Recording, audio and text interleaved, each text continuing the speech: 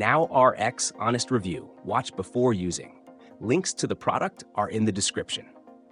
NowRx was a tech-driven pharmacy that aimed to revolutionize prescription delivery by offering free same-day service through a mobile app. It was designed for individuals looking for a more convenient, fast, and hassle-free way to get their medications without visiting a physical pharmacy. The platform integrated directly with doctors and insurance providers, streamlining prescription fulfillment while offering competitive pricing and automated refills. Features included real-time order tracking, pharmacist consultations via the app, and AI-driven inventory management to reduce delays. NowRx primarily catered to busy professionals, elderly patients, and anyone who wanted to avoid long pharmacy lines.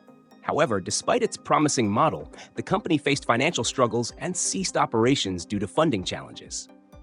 While its service was highly rated by users for convenience and efficiency, the business model ultimately proved unsustainable.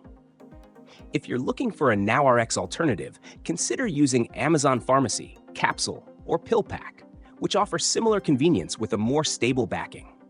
Overall, NowRx was a strong concept that delivered real value to users, but its shutdown highlights the risks of relying on venture-backed startups in healthcare.